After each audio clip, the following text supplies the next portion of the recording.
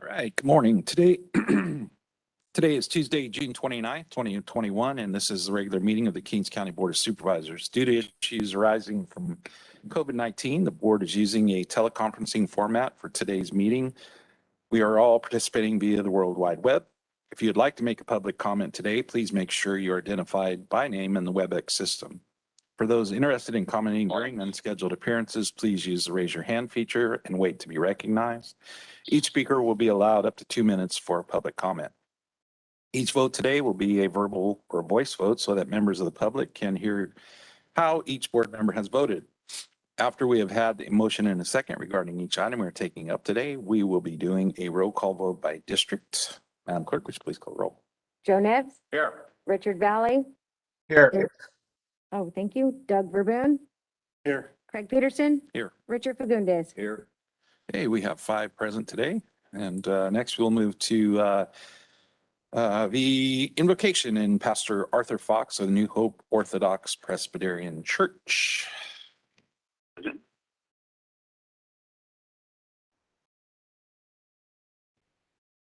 Ready when you are, sir. Okay, ladies and gentlemen, good morning. Let's pray. Almighty God and Father of our Lord Jesus Christ, it is you who appoint men and women to positions of authority. And we thank you for the hardworking members of this council. We thank you, O Lord, for enabling us to be a little bit more opened up as a community. We thank you for your care and protection of us over the last year and a half. Father, we beg you to grant to us the ability to function in the way we used to, only to do it for your glory. And we pray, our God, for the members of this council, that they might do the work that they're called and serve us well. Bless them, guide them, take care of their families, and protect us, O Lord. And Father, will you protect and guide the United States of America, guide her leaders to do the work that they've been elected to do, and help us to love one another, and help us to care for one another, and not seek out selfish ends, but rather be the public servants we're called to be. Almighty God, guide these deliberations and bring them to a God-honoring conclusion, we pray. And we thank you for each one of these people on the board. In Jesus' name, amen. Thank you, Pastor Fox. If you would all please join me in the flag salute. Ready, salute. Pledge allegiance to the flag of the United States of America and to the republic for which it stands, one nation, under God, indivisible, with liberty and justice for all.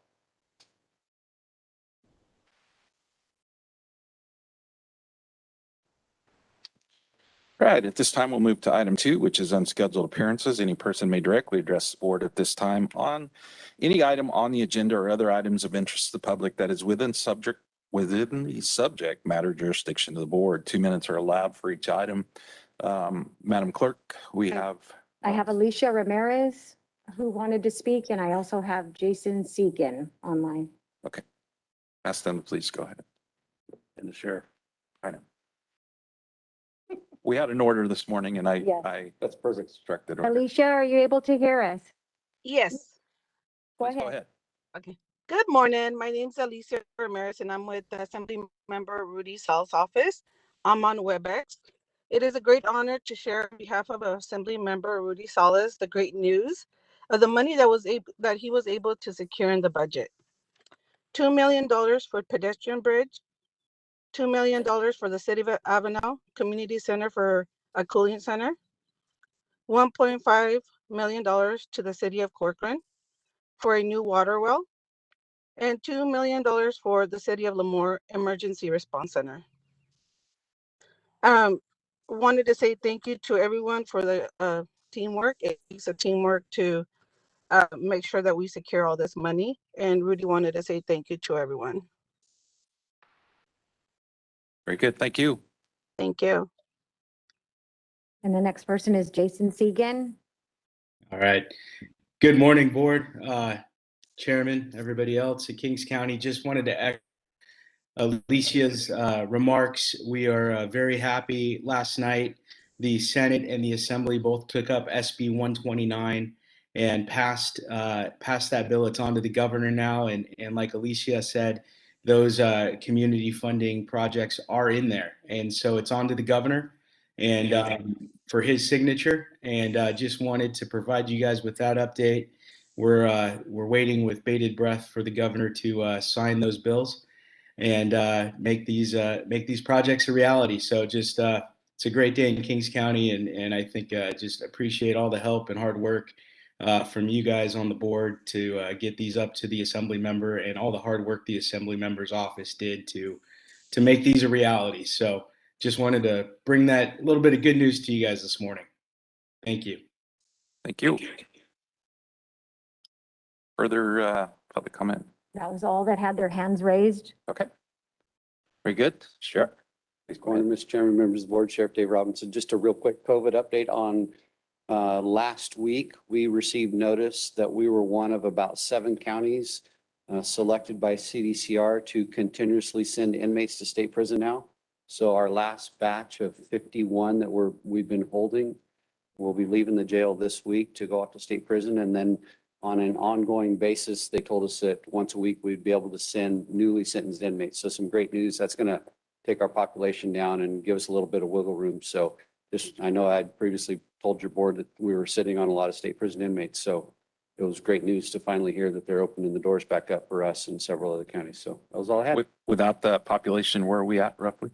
500 right now. We're sitting right about 500 inmates right now, and we try to keep it at that level because it works well for moving inmates around. And with our healthcare contract, it works well. And so we try to keep it about 500. We have 613 beds, but because of classification issues, you don't necessarily get to use all of them all the time. So it gives us a little bit of room to work with things. So thank you. Sheriff, so when we house the prisoners from the state facilities, do we get reimbursed for that once they're done? We do. And so early on in the process, the governor and legislature approved a funding reimbursement mechanism of $97 a day per inmate, which we've been receiving. So we did include some of that money in the budget. And then we've, we'll see what the final outcome is, but we are receiving funds to house those state prison inmates. Doesn't necessarily cover all the costs. They didn't allow us to do outside medical costs. So for example, if an inmate from state prison was in our county jail and we had to take them to the hospital, the county bore the burden of that.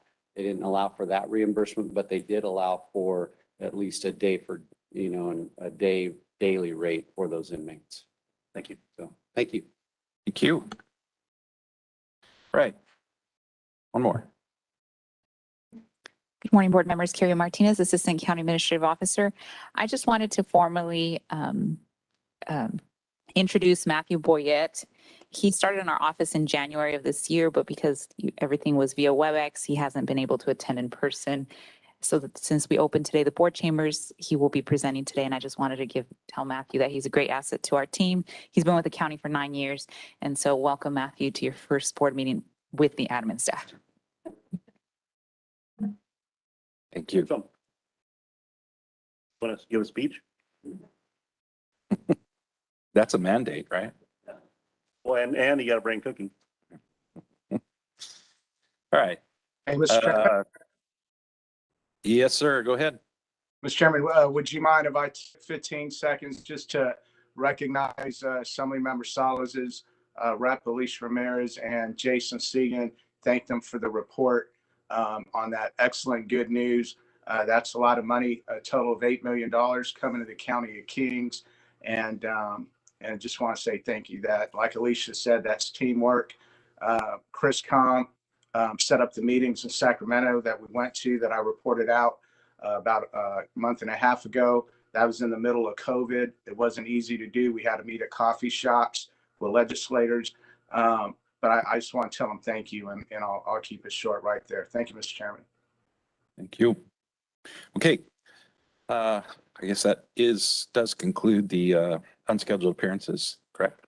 Okay. We'll move to item 3, which is approval of the minutes from the June 22nd, 2021 regular meeting. A motion to approve is presented. Okay, we have a motion by Verboen, second by Fagundes. Madam Clerk, please call the roll. Joe Nevs, Yes. Richard Valley, Aye. Doug Verboen, Yes. Craig Peterson, Aye. Richard Fagundes. Yes. Okay, we have 5 in favor. Motion carries. We'll now move to the consent calendar. And Madam Clerk, I know there were a couple changes. If you would please outline those. Yes, this is Catherine Venturella, Clerk to the Board of Supervisors. The board received substituted agreements for the following items, and they were posted online when they were received yesterday afternoon. The first one is for consent calendar item D2, and the second is for regular agenda item C1. Ready. Mr. Chairman, I have a change to the consent as well. I was waiting for the clerk to finish. I'd like to move item D3 to regular agenda, please, for discussion. Right. Thank you. Debs agrees with the change. I'll second the change. Thank you, sir. Okay. I think we had a motion and a second by Nels, right? I made a motion by Nev, second by me. He adjusted it. We agree with the adjustment. Okay. Yeah. Does that make sense? Madam Clerk, you got it? Mhm. Or council? Dang. One of these days, about June 13th, I'll get it right. Get that coffee in you. Or maybe July. All right. So we have a motion as amended on the consent calendar. Madam Clerk, please call the roll. Joe Nevs. Yes. Richard Valley. Aye. Doug Verboon. Yes. Craig Peterson. Aye. Richard Fagundes. Yes. Okay, we have 5 in favor, motion carries. So we'll now move to, or you want that on regular item. So do you want to take that right out? Mhm. All right, so we'll move to item B3. I believe Ed Hill is online, and we may have Jeff Garner as well, maybe online. Mr. Good Chair, morning. excuse me, please, Madam Speaker. Did I understand you to say B3 from the consent agenda was moved to regular, or D as in dog 3? D as in Delta. Okay, yeah, D3. Thank you for that clarification. This is Darcy Pickens on the line for that item. Good morning, Chairman, members of the board. Darcy Pickens, Public Health. I come before your board this morning to request approval of the contract amendment with Kings Community Action Organization, KCAO, for continued administration of the Kings Cares Isolation and Quarantine Support Program, extending the current term through June 30th, 2022. In addition to the term extension, there were a few scope of work changes in this amendment. A change in the reporting format. So we are now requiring a summary report in addition to the raw data that KCAO has been providing, and a little more detailed information on outreach efforts throughout the county. Wage replacement will no longer be covered, as this is not an allowable expense under the new funding source, ELC.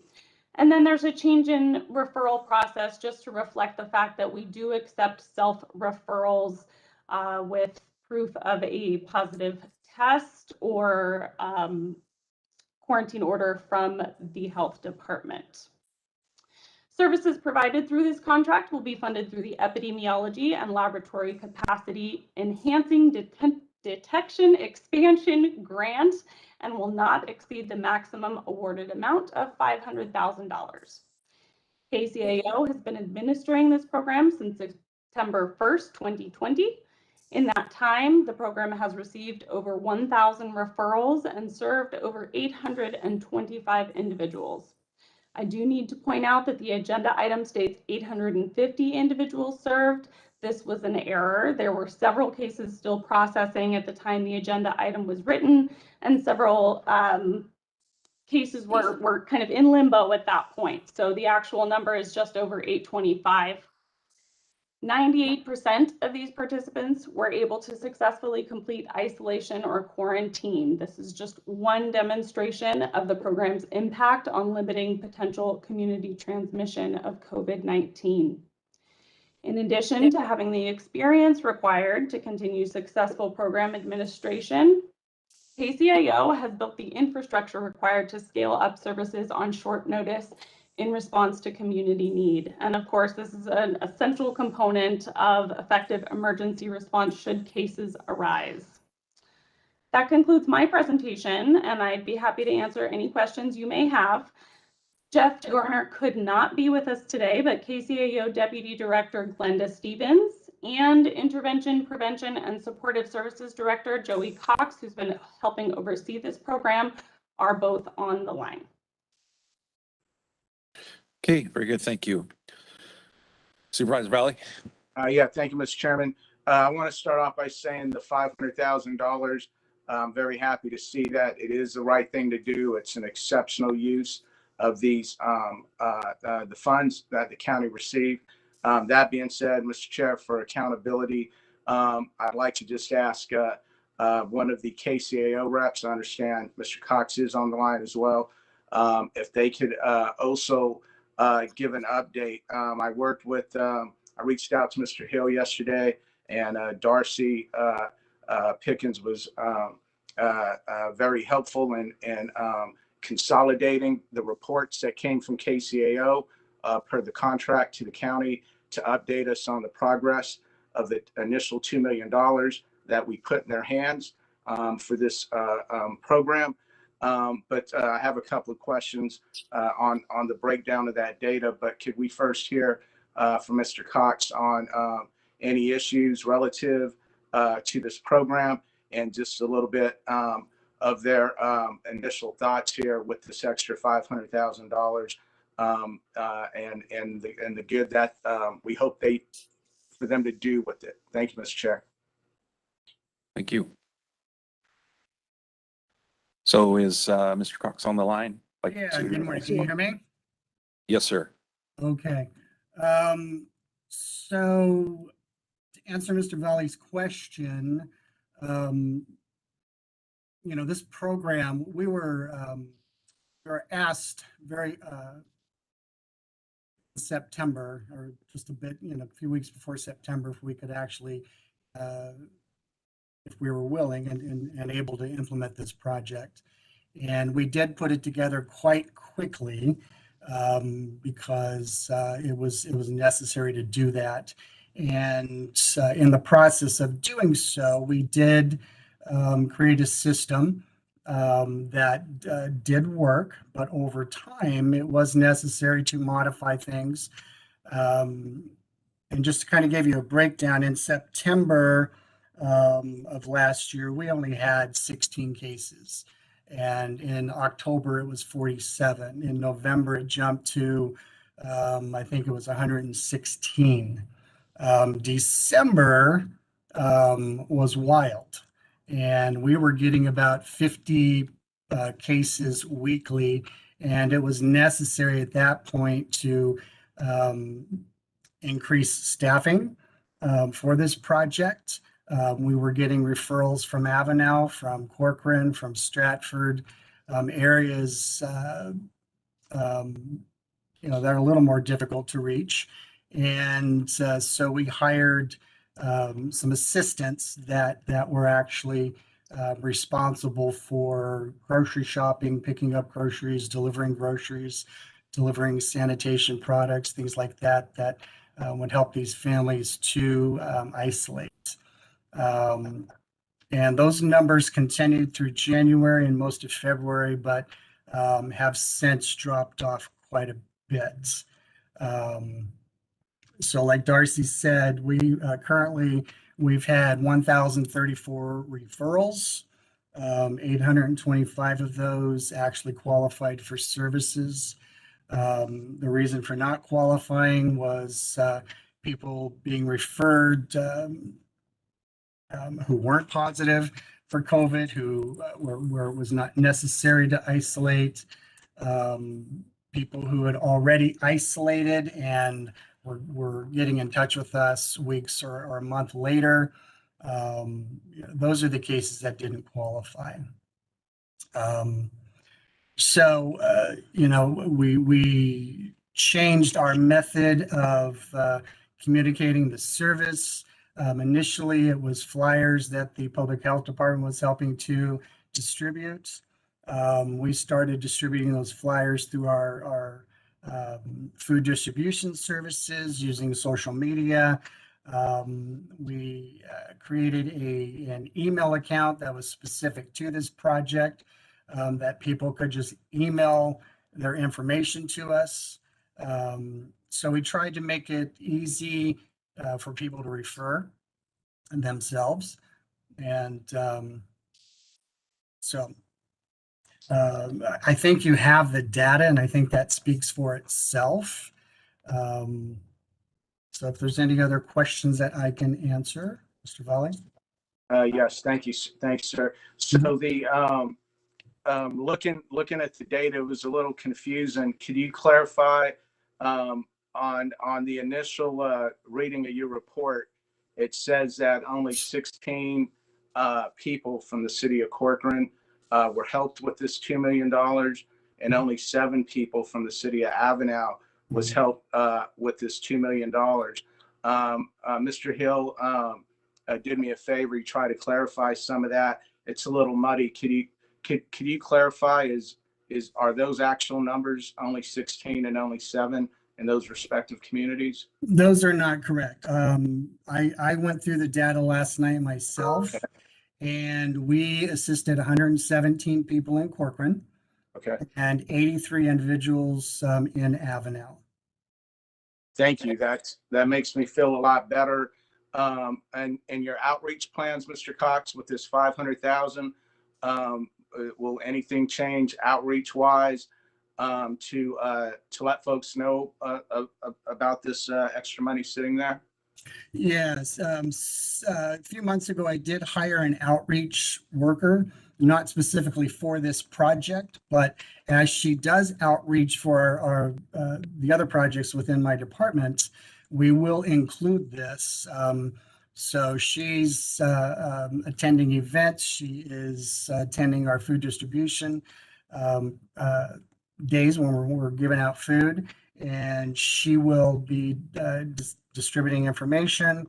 We'll continue to put it on social media, and if anyone in the county has other places we can blast this out, we will.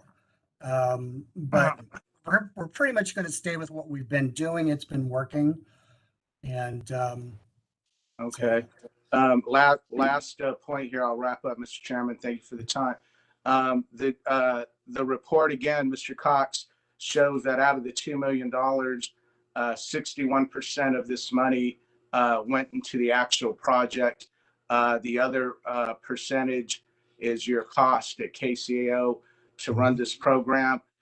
In detail in the report, it says that 61% that percentage would go down if we include the cost of the vehicles that you guys purchased with the money. I believe it was the 4 vehicles that I had concerns about. But moving past that, can we anticipate that this 500,000 will go into the hands of the households that need this, or will this percentage, which is pretty high in my opinion, if only 61% is going into these actual households, that's a lot of money. And so, is there any more need for laptops or, I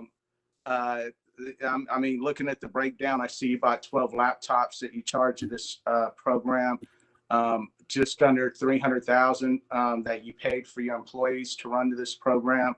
And again, not counting the cost of the vehicles and everything else.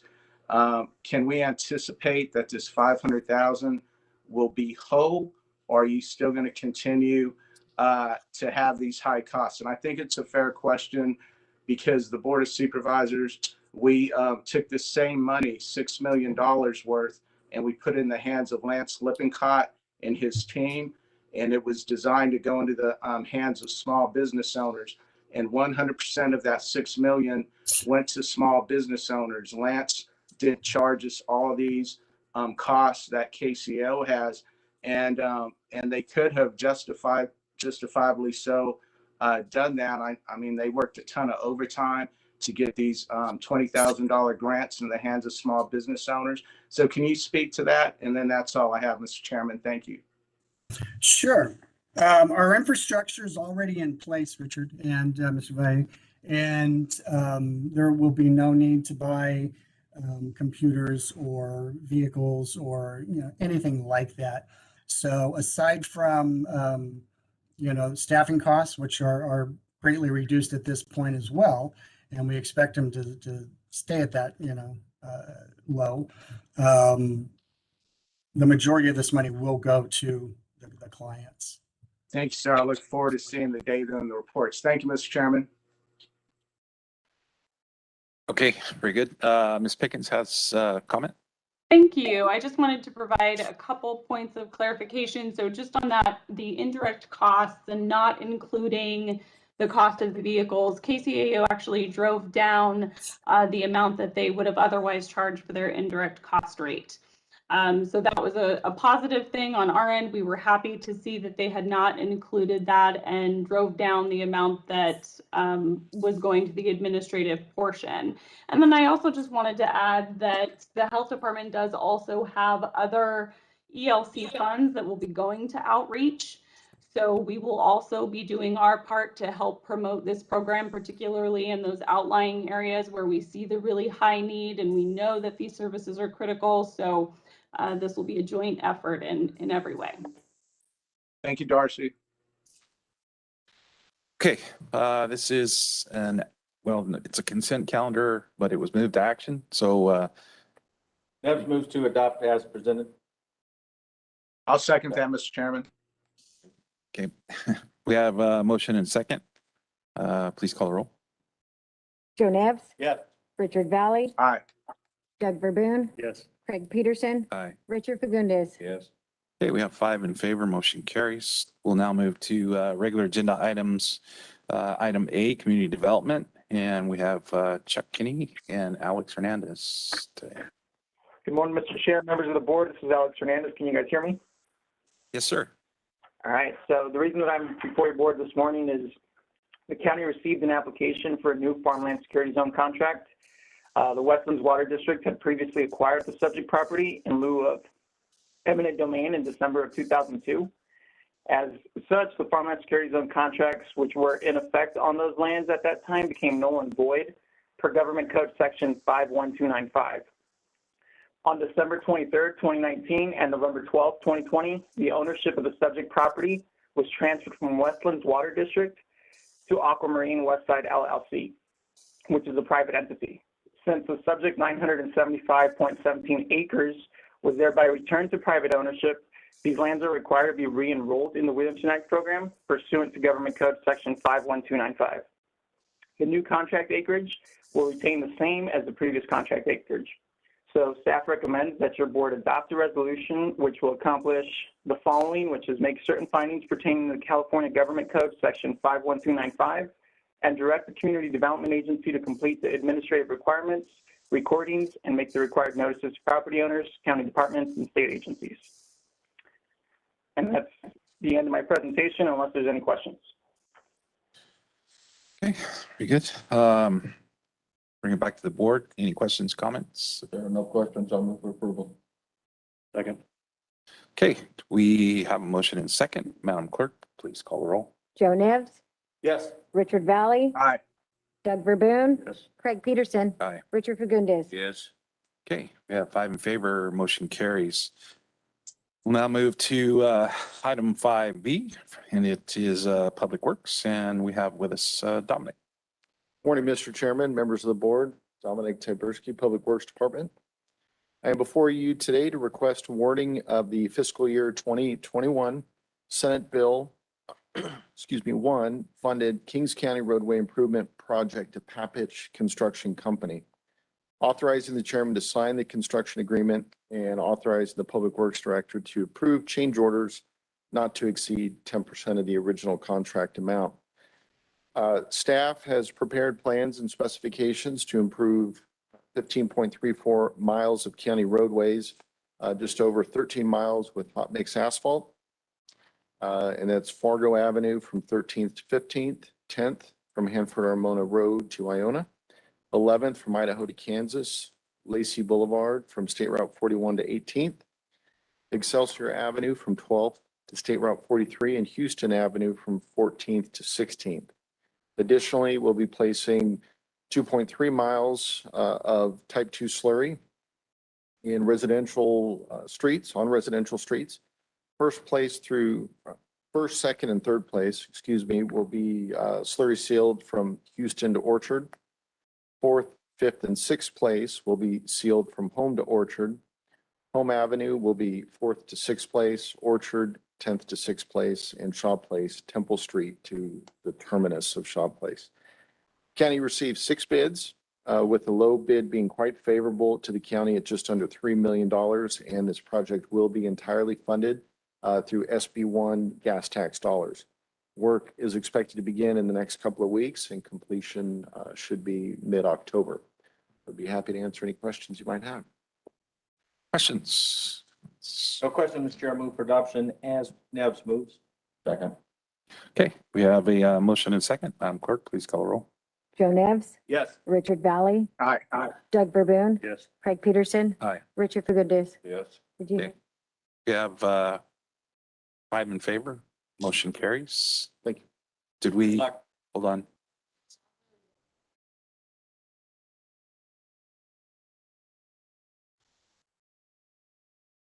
Okay, comment on the item, Mr. Rosette?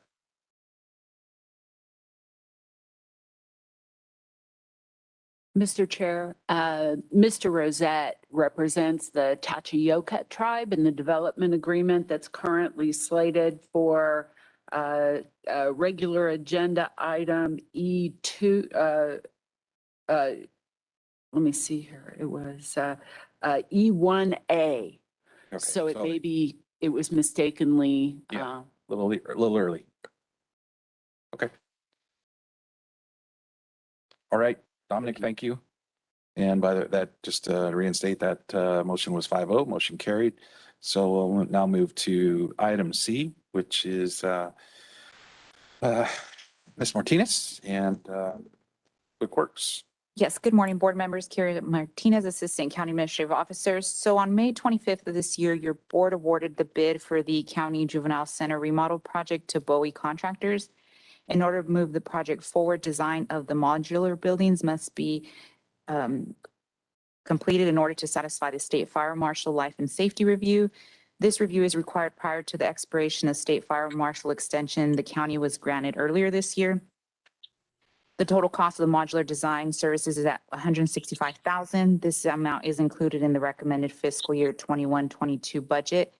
The expenses from the modular design services is part of Bowie's contractor bid, which will be credited from the total amount of their contract of $16,520,000. The construction of the project is to be completed within 15 months. Estimated start date of construction is July 27th of this year, with an estimated completion date of October 2022. The agreement has been reviewed by County Council and is approved as to form. At this time, if you do not have any additional questions, I respectfully request to approve the modular design service agreement with Bowie Contractors, Inc. for the County Senate Bill 81 Round 2 Juvenile Center Remodel Project. That's it. Okay. With that, any questions, comments? Action? No question or comments, Mr. Chair. Nevs moves to adopt as presented. A second. Okay, we have a motion by Nevs, second by Verboon. Madam Clerk, please call the roll. Joe Nevs, Yes. Richard Valley, Aye. Aye. Doug Verboon, Yes. Craig Peterson, Aye. Richard Fagundes. Yes. Okay, we have 5 in favor. Motion carries. We'll now move to item 5D, again with administration.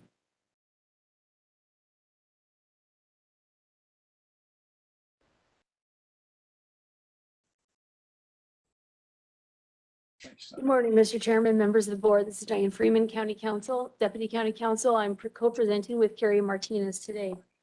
As you recall, on June 8th, 2021, the board approved an agreement for redistricting public outreach services with public relations firm Tri-Peppy Smith.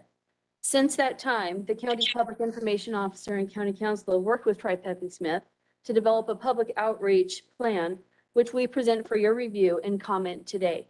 The plan is designed to satisfy the legal requirements for public outreach contained in the California Voting Rights Act. If desired, the board may direct staff to incorporate additional outreach above and beyond that which is required by law. As we proceed, I will remind you of the legal requirements for outreach. Then Curia Martinez, the county's public information officer, will share the particulars of the county's planned efforts. The California Voting Rights Act establishes the legal requirements, as I just stated, for the county's redistricting public outreach and forms the basis for the public outreach plan presented today. Those legal requirements are that the county must outreach to media organizations, including those that serve minority communities, engage in outreach to good government, civil rights, civil engagement, and community groups or organizations that are active in the county, including those active in language, minority communities, and those that have requested to be notified concerning the county's redistricting. The county must also provide live translation of public hearings if requested upon 72 hours notice, in advance notice. The county must also provide online publication of all public hearings or workshops if conducted at least 5 days in advance.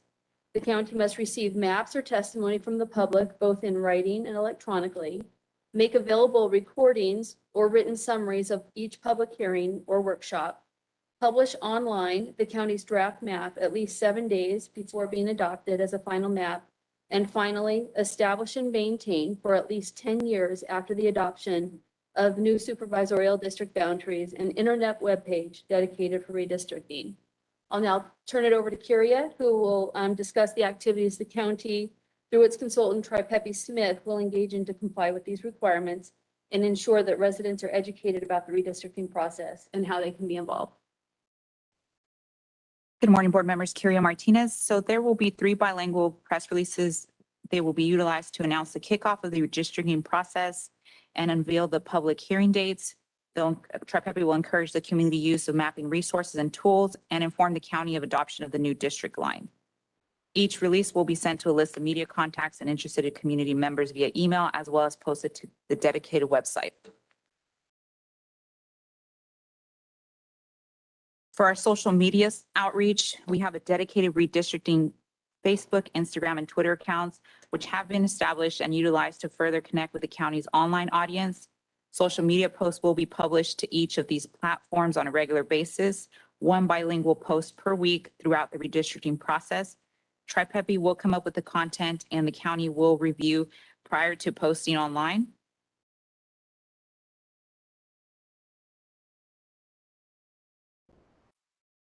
Contacts that were collected during the census outreach process will also be emailed, called to notify community members about the redistricting process and point them to the website where resources can be accessed. They will also have the option to be included in a press release and flyer distribution.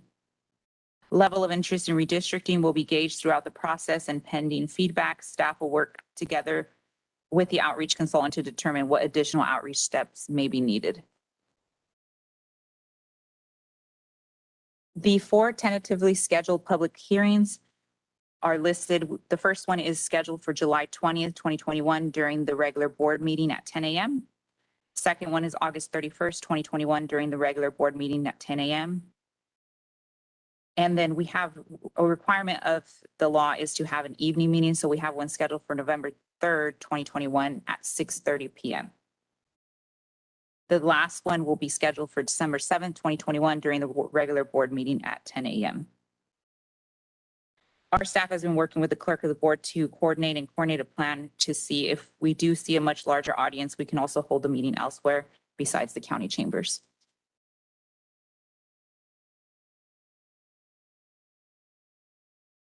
For notice of the public hearings, the county will provide Spanish language translation up to 72 hours in advance of request.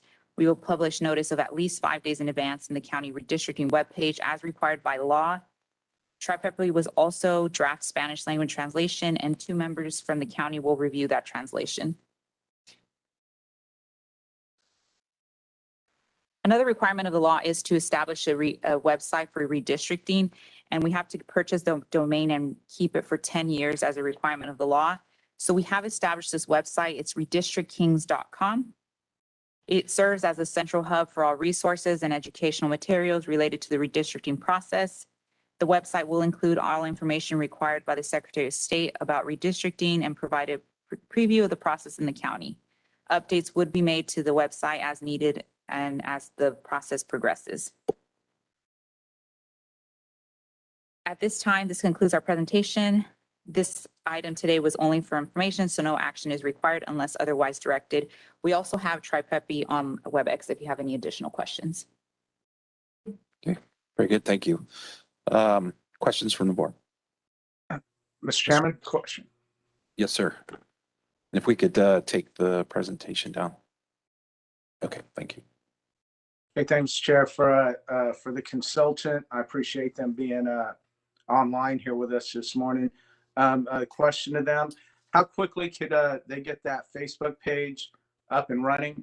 So to give people the most time to start becoming friends with that page, or becoming members to start getting to build up that audience well in advance of any posting. Hi, yes, this is Allison with Peppy Smith. To answer that question, the Facebook page is actually already up and running. As you saw, there were screenshots of the 3 various social media accounts that we will be using.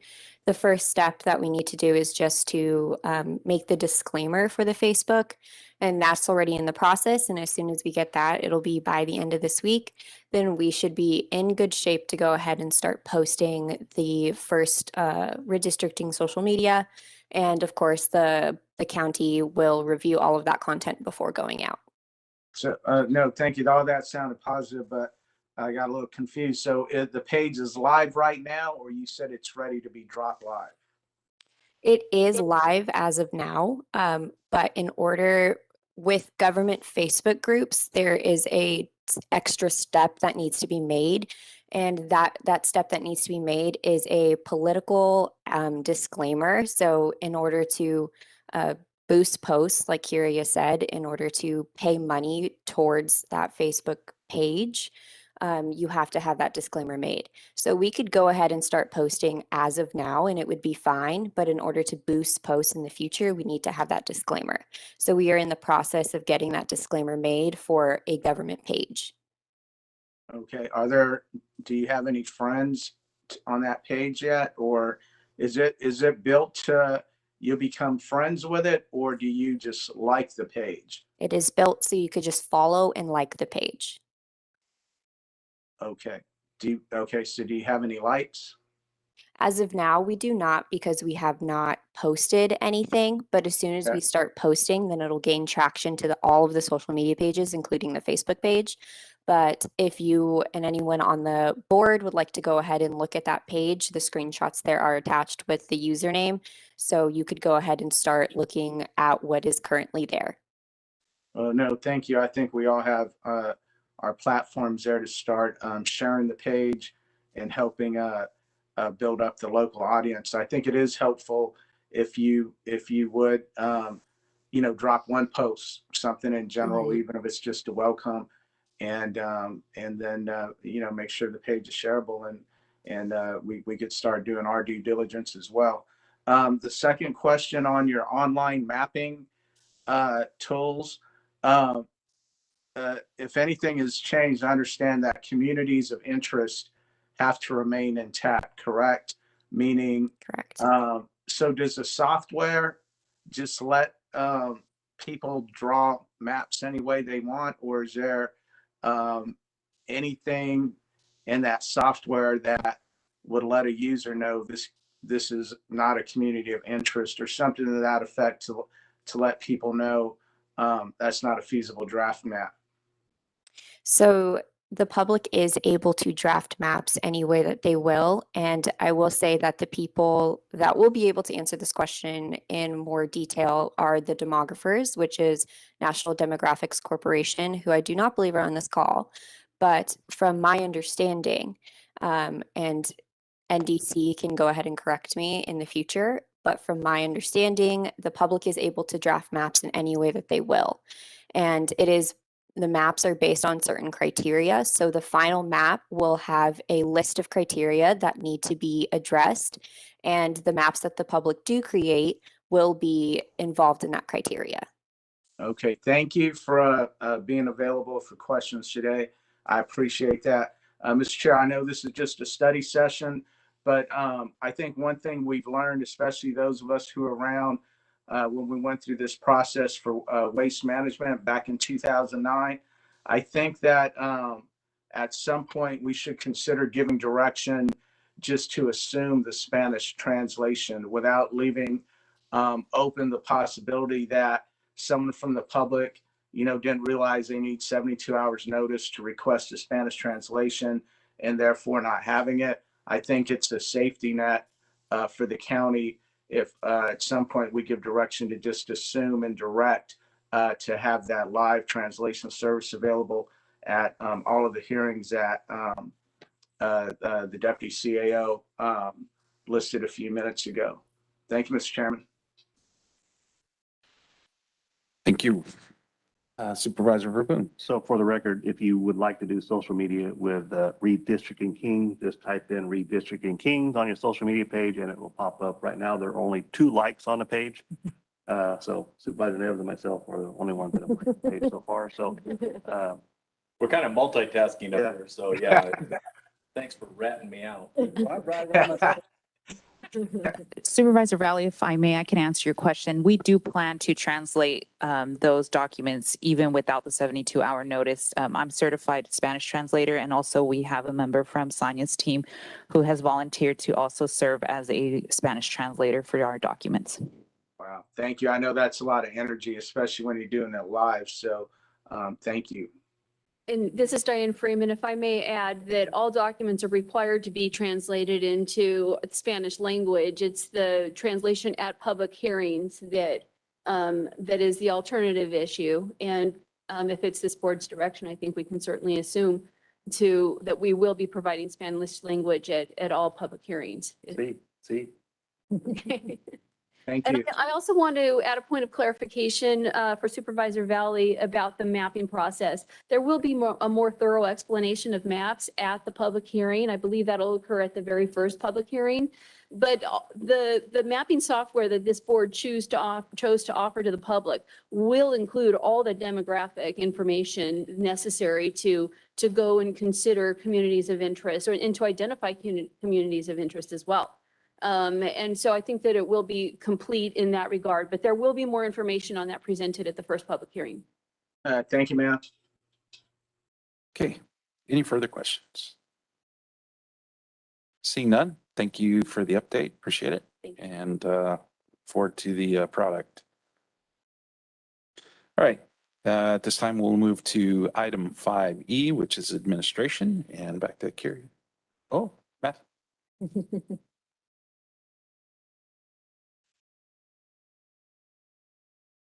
Good morning, members of the board. Matthew Boyette, Administrative Analyst in the Administrative Office here. Before you this morning is a developmental board agreement with the Santa Rosa Rancheria. So November 13th, 2020, the county and the tribe entered into an intergovernmental agreement, which part of that agreement included the building of a fire station on the reservation property there. So that would currently relocate Station 7, which is located at 1285 South Lemoore Avenue in Lemoore. It would relocate that onto tribal land. Also in that agreement, the Kings County Fire Department will continue to staff and operate out of that new fire station on tribal land. And the tribe will also be providing additional financial support to offset the operations of that new fire station. And once it's built and relocated, it will then be named the Tachi-Yocut Fire Station. It will no longer become Station 7 as it has been in the past. So with that, the tribe would then oversee the administration and the development of that project that's not to exceed $21.2 million. And so in order for that project to be efficiently administered and managed, there's an agreement being brought forward to create a developmental board, and it'll be a 4-member board. 2 people will be on there from the tribe and 2 members of the county staff. And in addition to that, county just completed an RFQ for a capital projects manager, which will be before your board here in the coming weeks for formal awarding. So that person or company that we bring on will also be part of this developmental board as well. The responsibilities and activities of this board are going to be to instruct and direct the tribe and its affiliates regarding the development of the new Tachiyokut Fire Station. And they will also be developing a project budget within 60 days of this agreement. Any decisions that are made will be made with a majority vote of the board, and they will be meeting once a month until the project is complete. One important thing to note is that the board is not under any circumstances authorized to waive the sovereign immunity of the county or the tribe itself. So with that, we are requesting approval of the development agreement between Kings County and the Santa Rosa Rancheria Tachiyokut tribe for the development of the Tachiyokut Fire Station, and also appoint the county fire chief and county public works directors as members of the Tachiyokut Fire Station Development Board. And so with that, do you have any questions? Dominic's here this morning. I'm not sure if Chief Lynch is on. Sounds like we have Rob Rosette from the tribe. I'm not sure if he's going to be answering any questions as well. Before we do that, County Council has a comment. Mr. Chair, thank you very much. I, of course, would defer to Mr. Rosette regarding any support he or if Chairman Cisco is on. I know the chairman was also anticipating joining the meeting today. However, I would like to make a couple of points for clarification. While the county is about to hire a construction management contractor to assist it in managing many development and construction projects going on, the construction manager would not be part of the development board under this agreement. However, the construction manager could advise the county's board members, the fire chief and the public works director, so that they could knowingly in an informed way participate in the development board. The reason for the development board was to ensure that one of the provisions of the IGA is implemented, which was important to the county, and that is if we're going to locate our fire station on tribal lands in a facility constructed by the tribe, it has to meet all county building standards. So the purpose of the development board is to make sure that the county has input and approval rights to ensure that it is properly constructed consistent with county standards. Interesting to me was the idea of a 4-member board where you could conceivably have a tie. But the tribe assured us that they've worked with that structure before. And if you look at the majority voting requirement, actually for anything to be approved, it will require 3 votes, which means at least one of the county's representatives is going to have to buy off on it before any action could be taken in order to protect the county's rights. I just wanted to clarify those points. Okay, very good. Questions from the board? Okay, I know we may have Mr. Rosette on the line. Sir? Hi, thank you, Mr. Chairman and honorable board. And the chairman was on and had just called and let me know that his computer froze. So unfortunately, I think he's off, but he's attempting to get back on. But I really don't have much to add other than, you know, the tribe's very excited about its intergovernmental agreement with the county. In that agreement, the tribe had agreed to construct a new fire station and training facility. It's going to be state of the art and top of the line. And what we're really trying to do here is figure a way, because the county is not going to be entering into any of those agreements or taking any of those obligations or legal obligations, or have any risk with regard to the development of the project. We really kind of thought outside of the box and worked with your county council, who's excellent to work with, I might add, to come up with sort of this hybrid whereby the county is not only going to participate with regard to all of the decision making, with regard to, you know, who the general contractor is, who the architect is, so on and so forth. You know, where we're going to borrow the money from, things like that. But really have an active role with regard to having voting rights and decision making ability with regard to those third parties. And then as stated, to ensure that this fire station is built to county code and compliance with your standards, something that the fire chief wants and is comfortable in and is excited to occupy. And most importantly, something that the entire county can be proud of with the tribe. So it's an honor for us to appear in front of you and to work government to government. And I think this is just a good example of a tribe and county improving the lives of its constituents. So thank you for the opportunity to be here, and I can answer any questions. Okay, very good. Yep, go ahead, Supervisor Raleigh.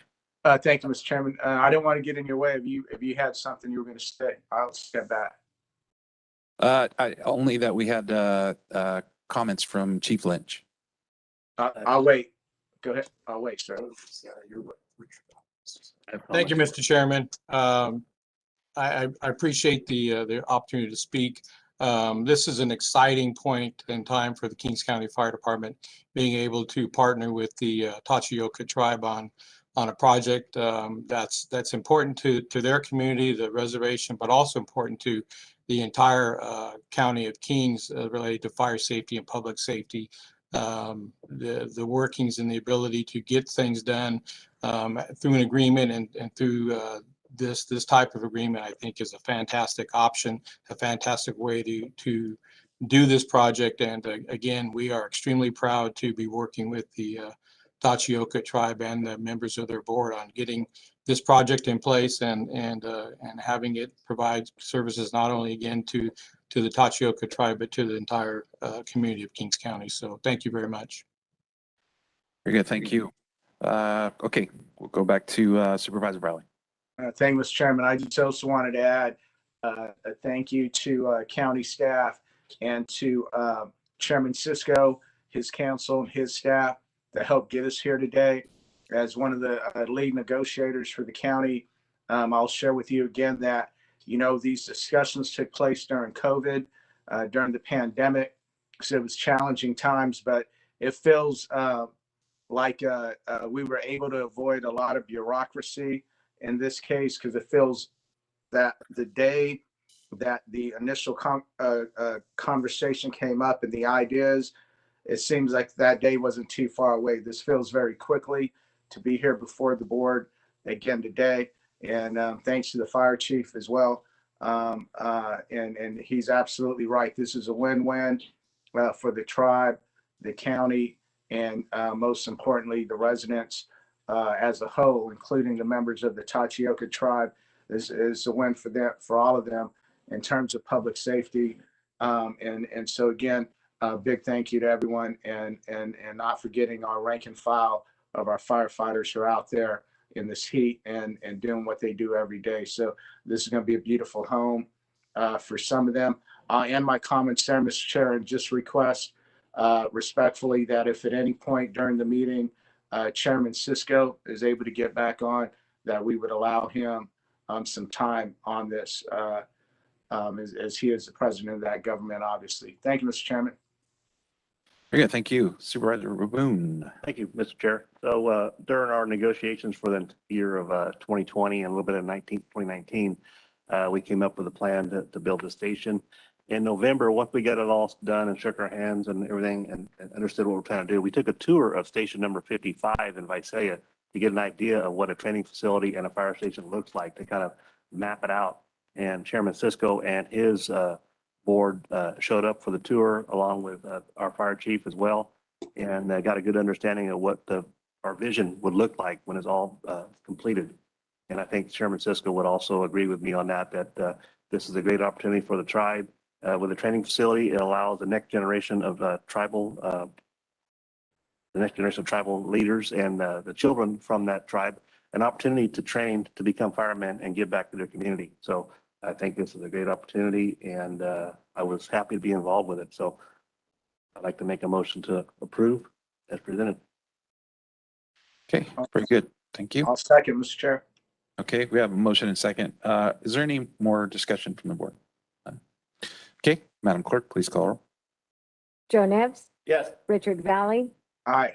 Doug Verboon, Yes. Craig Peterson, Aye. Richard Fagundes. Yes.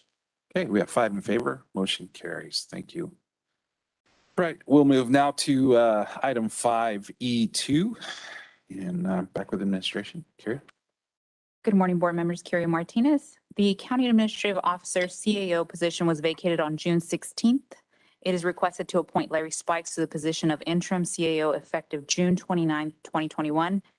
Mr. Spikes worked for Kings County from 1981 until his retirement in 2017. In that time, Mr. Spikes held the position of CAO from 1993 to 2017. Larry Spikes has over 35 years of experience in Kings County, 24 of which serving as a CAO for Kings County. The position is extra help and to be paid at an hourly rate of $99.27 an hour. It is recommended to confirm the appointment of Larry Spikes to the position of interim county administrative officer effective June 29, 2021, and set the compensation. Very good, thank you. Mr. Chair, I would just like to confirm for the record, as it's required under the Brown Act, what would be Mr. Spike's benefits in addition to his compensation? He will be as an extra help, so he does not receive any medical benefits. Thank you. Very good, thank you. Okay, we'll bring it back to the board for deliberations or action. Questions, Mr. Chairman? Yes, sir. Okay. Mr. Chairman, one as Kyria, well, our deputy CAO pointed out, Mr. Spikes, obviously he has the qualifications.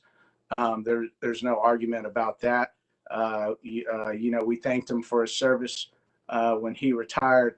That being said, my comments right now or hesitancy is based on transparency, and I'd like to see if we could take a minute to clear that up here. Everything on the public memo is what the deputy CAO just listed. All it says for the public, for our fellow department heads, for our fellow employees, is the resume of Mr. Spikes. There's no background. There's no timeline of why we're here today. I believe there was a lack of full knowledge or clarity starting the time that Miss Rebecca Campbell left and what the future of that position was holding and the board's mission at that time. So can I ask whether it's you or county council, what if they can put out a timeline of any actions that took place prior to being here for the benefit of the public? And that's one question, and I'll stop there for someone to address that. Thank you. Madam Council. Mr. Chair, I would say that as reflected in the Brown Act agenda for the last few meetings, the board has had significant discussion regarding how to manage the transition of the CAO position pending an open recruitment for that position. Those discussions have been held in closed session, and none of those communications have been waived or maybe disclosed publicly. But other than that, I think Supervisor Valley has stated the public progression of events, which is that Ms. Campbell resigned her position, gave the board a few weeks' notice regarding her resignation. The board has opened a public recruitment, and it is still pending to be closed on July 6th. And other than that, the board is proposing to consider Mr. Spikes as an interim extra help hire. That I appreciate at least that much, counsel. Do you have any ability to go in depth, meaning the position is obviously put out there to be filled based on anyone reading this agenda item, but how was anyone else to be made aware of the opportunity here versus Mr. Spikes being made aware of it and on agenda today? So I understand it's closed session, but there's obviously some kind of communication to get to this point.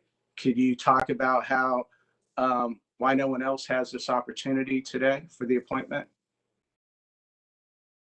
Well, one reason is because the County Code of Ordinances only allows one CAO to serve at a time. And by selecting Mr. Spikes as an interim, if the board in fact does that, would not allow anyone else to serve in that position while he serves. That would be one reason.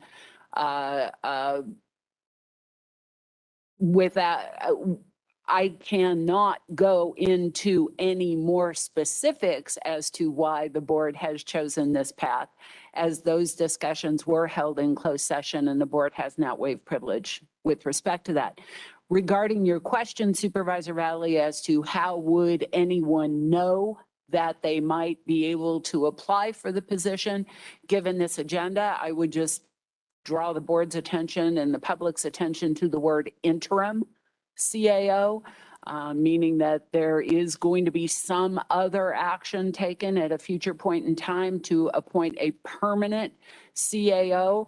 And if the public was so inclined, they could go to the county's website to look at open employment opportunities, and they would certainly find the CAO recruitment open there with all the details and the ability to apply online. Yeah, thank you.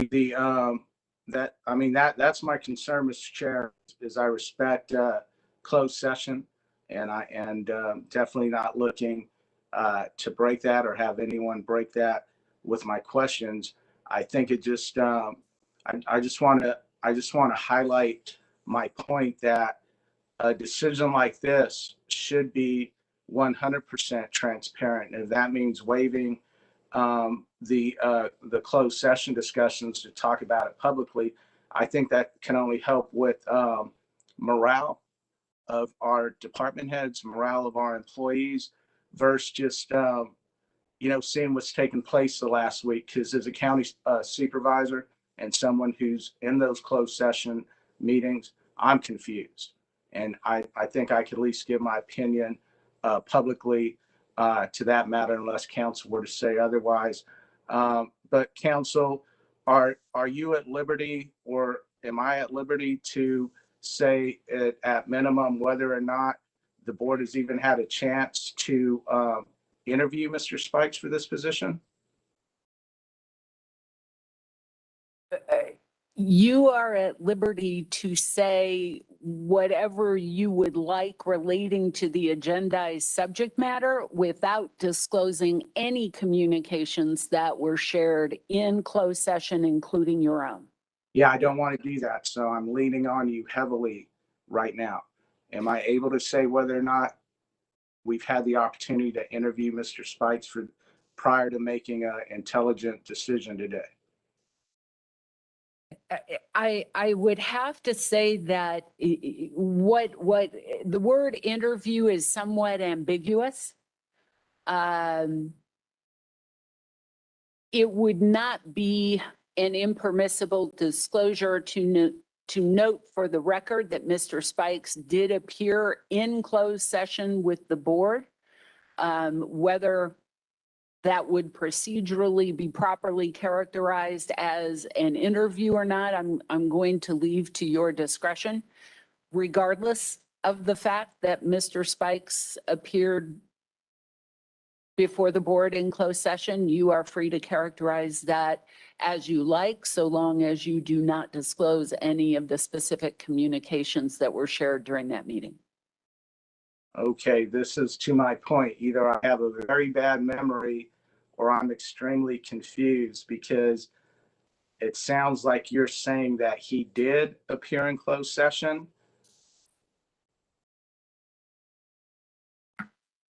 Supervisor Valley, I'm being corrected that my recollection of Mr. Spikes appearing in closed session is erroneous. So I would retract that and say that there was no interview, there was no presentation to the board in closed session. Okay. And so you're free to characterize the process however you like. Okay, thank you. I would just, Mr. Chairman, and due to the fact that we have not, as a board, had the opportunity to interview Mr. Spikes like any other department head or any other decision that we've made in at least the 13 years I've been here. We have never appointed anybody, especially to a position as critical and important as this, without having the opportunity to interview the applicant. And based on that, whether it's Mr. Spikes or anybody else, Mr. Chairman, I would respectfully ask that the board, we table this matter, and that as a county supervisor, I would absolutely like the respect and the ability to have an opportunity to question Mr. Spikes in closed session, to make an intelligent decision on his readiness and his ability to take on this position. I have not had that opportunity. As a board, we have not had that opportunity. I don't think that's being too much to ask. I would put that matter before the board for discussion on that and prepare to make a motion on that if necessary, Mr. Chairman. Also, the other concern is if he comes on board, the timeline, as it's been discussed and clarified, the closing date is July 6th. So the time to bring him on would have been at the beginning of this situation. On July 6th, we are closing the recruitment, the Board of Supervisors. I understand there's a nice mix of talent ready for us to go and to interview, and we could quickly get us a CAO full-time, and hopefully someone that unites this county, unites our department heads, and helps us move forward with a vision of a better tomorrow in the County of Kings. Those are my two concerns. Without any personal attacks to Mr. Spikes, I want to be clear, that's not why I'm out here today. It's the two concerns that I believe are legitimate, Mr. Chair, on the giving us an opportunity to interview. We're all the same. We're all 5 county supervisors, and we have not had that opportunity. I'll leave it there for discussion, Mr. Chairman. Thank you. Supervisor Valley, was that a motion to table or not? I don't want to jump ahead of the board. I spoke. I want to thank the gentleman on the dais for hearing me out, and I would hope that they'd be respectful to take up that matter without. I don't want to jump ahead on that right now unless it's necessary. Thank you, counsel. Thank you. Other questions from the board? I Supervisor? don't have any questions. I'm just going to go ahead and make a motion to confirm an appointment of Larry Spike, position of Interior County Administrator, effective June 29th, 2021, and set compensation.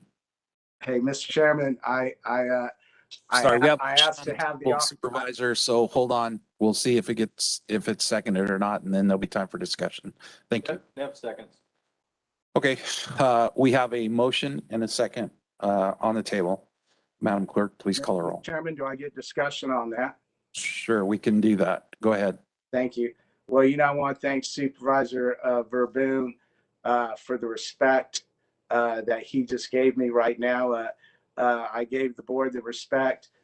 Council asked me, I wanted to make the motion. I said only if it was necessary. I wanted to hear the board's response to that. So Super Verboen's is just showing the public that he's disregarding every legitimate concern I just pointed out to move forward.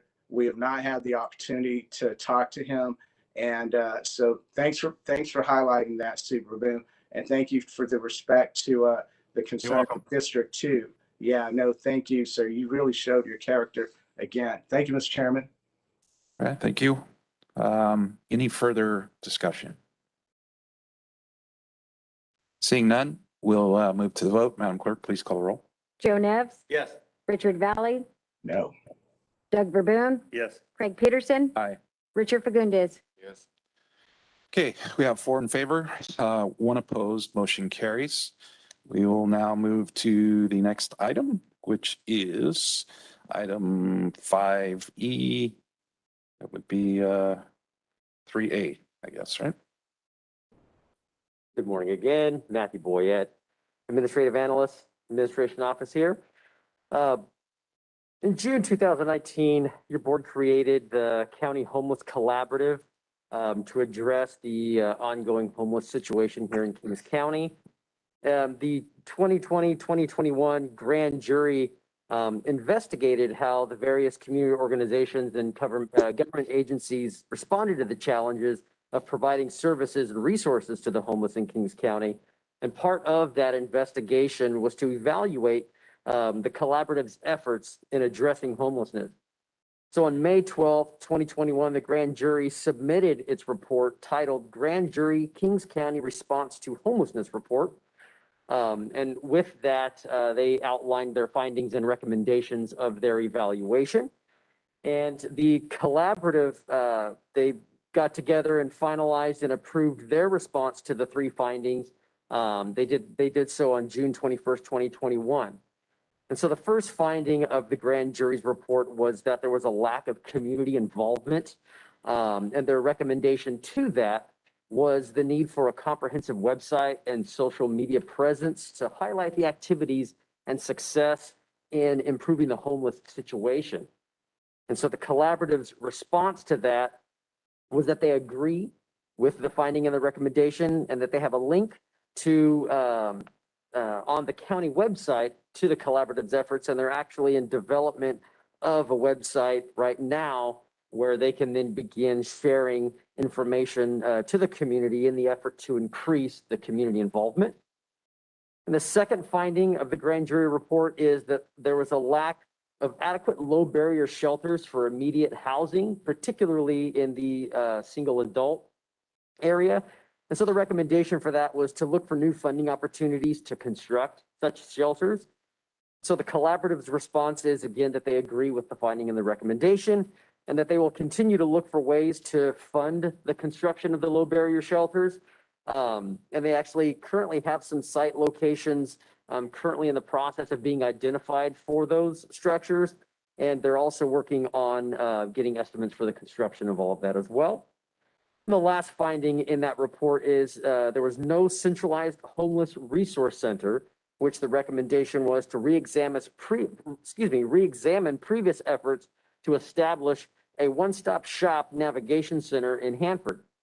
And the collaborative's response to that is that, once again, they agree with the finding and the recommendation, and they are working on establishing a one-shop navigation center with the development of the low barrier shelters using guidance established in the statute for homeless navigation center. And so pursuant to section 933 of the California Penal Code, both your board and the collaborative are required to formally respond to the findings and recommendations of the grand jury report. So with that, the recommendation before you today is to review and approve the county homelessness collaborative response to the grand jury report titled Kings County Response to Homelessness, and approve the Kings County Homelessness Collaborative response as the board's response to the grand jury, or direct staff to prepare a separate response to the grand jury from your board. And with that, we do have Sonia Begay here this morning as, I do believe, vice chair of the collaborative. If you have any further questions, and with that, I will let you take it away. Okay, very good. Thank you, Matthew. Questions, comments on the item? Question, Mr. Chairman? Go ahead. Yeah, thank you. I know there's a lot of discussion on the homeless issues and these different centers and just all the different options of the last year. So I'm a little confused. The current this one-stop center, is this in District 2? And I know these early talks, but is this project currently being looked at in my district? I don't know if that's Sonia Bouguet, Human Services Agency Director, and here as a Vice Chair of the Homeless Collaborative. Supervisor Valley, I don't know. So and maybe Supervisor Neps can help me. We have, as a homeless collaborative, it's an entity with 16 members. Some of them are county departments. Most of them are not. We have a subgroup of members, including other entities that are part of the subgroup that's working on a homeless low barrier shelter. And we're really hoping that a single facility can serve as both a resource center and a low barrier shelter. So this this point 2 and point 3 really would be, we're hoping to kill two birds with one stone. We, of the subgroup, there's 3 groups under that, one that's working on sites, one that's working on funding, and one that's working on what the services should look like.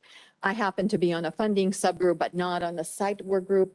The site work group has looked at one point 12 different sites. Currently, they're considering 2.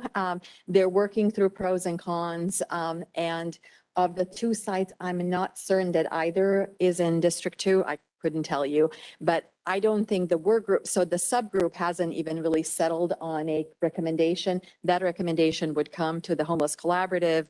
Then that would, if it's really viable, come to the board or to the appropriate entity, could be a city. So we don't really have good locations yet or the viable locations at the moment.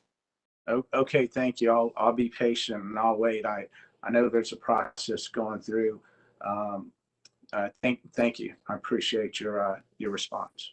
I do want to say for the public and any of the board members that we really have been in search of locations. So whether it's to Homeless Collaborative, and Supervisor Neves is one of our members that's on the site work group, that if there are good locations to consider, we really are open to anything. Hanford, given that 80% of our chronic homeless are in Hanford, that's a preferred location, but really we're open to anything that's viable. Thank you. Yep. And as someone that's attended a few of those meetings, it's publicly noticed, and would encourage anyone that's interested in the homelessness issue to attend those and take part and bring their ideas and funding with them. They have it. Thank you for that plug. Yes. Okay. So with that, board, what's your pleasure? Mr. Chair, the King's Homeless Committee did approve the response, and so I would just like to go ahead and accept that response as the response to the board, and go ahead and forward that on to grand jury. Second. Okay, we have a motion and a second. Any further discussion? Hearing none, we'll move to the vote. Madam Clerk, please call the roll. Joe Nevs, Yes. Richard Valley, Aye. Doug Verboon, Yes. Craig Peterson, Aye. Richard Fagundes. Yes. We have 5 in favor, motion carries. Now move to item 5F, which is public health, and Mr. Edward Hill. Morning, Mr. Chairman, members of the board, Ed Hill, Public Health. As usual, I'd like to start my report, as I do every week, by reminding everyone the simple steps we can take to protect ourselves from communicable diseases, such as COVID-19. Those are frequently wash your hands for 20 seconds or more. Do not touch your face with unwashed hands. Stay hydrated with water. A hydrated cell is a healthy cell. Stay home if you're sick, and wear face coverings to continue to protect yourself and loved ones. My update today is going to be brief. Our daily numbers are available on our website, and we continue to watch hospital data closely. Our regional hospital admissions and medical, surgical, or general admissions and ICU seem to be stabilizing. They were decreasing, and they have leveled off. Last week, I also reported a small increase in both med-surg and general admissions and ICU locally, and it appears that trend has also leveled off now. As of the 28th, the local hospital had 5 patients in med-surg and only 1 in ICU, which is a welcome trend. Our PPE status has not changed, and we are still maintaining a 60-day supply of PPE for all of our healthcare facilities. Our mobile testing program site schedule is on our website for this week. We did see a slight increase in cases, 33 over the past 4 days, and our EPI team is investigating them now. We are still encountering individuals who are resistant in providing the details we need to fully understand the interactions. And as mentioned, we did and we do continue to expect a small increase while people become more comfortable and relax. The cases are spread throughout the county and do not appear to be isolated to one area. There are multiple same household cases. And additionally, please recall that I pointed out that when the weather is nice, it drives people outside where there's less chance for the disease transmission. And with the hot weather that we've been experiencing, this has driven people back inside where there are higher chances of transmission. This, coupled with larger gatherings, will likely be the cause of these increases, and we will continue to monitor them and report them to your board. Before I move to our vaccine update, I wanted to share some information about the hot topic of the Delta variant. This variant is emerging and may soon be the new leader in all the other variants, and it's currently increase in spread is occurring in countries where vaccination rates are relatively low. What they are learning from other countries is the variant is 40 to 60% more transmissible than the Alpha variant. Most hospitalizations have occurred in unvaccinated individuals. 1 in 12 hospitalized cases have been vaccinated. On the infection side, 1 in 13 of the infections have been in fully vaccinated individuals. So this means vaccinated people still do have good levels of protection, but it is less than the normal strains of the virus. It is currently being reported that individuals with only a first dose of vaccines are experiencing efficacy of 31%, and for those who have had both doses, 80% efficacy from contracting the Delta variant. So again, still some pretty good protection. It is also currently being reported that individuals with 1 dose of vaccine experiencing 75% efficacy, and those who have had both doses are experiencing 94% efficacy from being hospitalized from the Delta variant. So again, it provides good protection from not only getting the virus, but also keeping folks out of the hospital. Currently, there are 372 cases of the Delta variant in California, and as of today, Kings County has not seen a case of the Delta variant, but we're continue to monitor and watch it closely. On the vaccine update, last week, Public Health administered 185 vaccines, which is lower than what we normally do. We're still trying to figure out the cause of that, but it's most likely the hot weather and the movement of people. People are busy traveling and not sticking around. We continue to have plenty of available appointments in all of our clinics and still have the capacity to provide 700 doses a day. We, that is Public Health, continue to work with organizations that request on-site vaccine clinics. We just need a week's notice so we can get staff and arrangements made. So far, Kings County providers have administered over 84,000 vaccines. And on May 14th, as stated in the past, we started vaccinating the 12 to 15 population, and so far, Kings County providers have administered over 2,400 vaccines to this age group. So the takeaway for today's meeting is the virus is not going anywhere anytime soon, and we need to remain diligent and take these numbers for what they are worth. People still need to protect themselves, not get in a hurry to get back into large gatherings, and still to continue to push the importance of getting vaccinated. This concludes my report, and I'm happy to answer any questions. Okay, very good. Thank you, Mr. Hill. Supervisor Verboen. Thank you, Mr. Hill. Thanks for that report today. One thing I've noticed in our community here on the campus for Kings County is there's signs on the doors that say that if you have not had the vaccine, you must wear a mask. And if you've had the vaccine, you do not have to wear a mask. I know that in my 28 years of being a public official, you cannot identify an individual's health concerns or problems to another one without having some kind of a, exposing yourself to litigation. Is that something we can kind of take away and just let it be up to the people's choice to wear a mask or not wear a mask if they choose to do so and not identify them? I know as we celebrate our country's independence on this Sunday, we have the right to be free.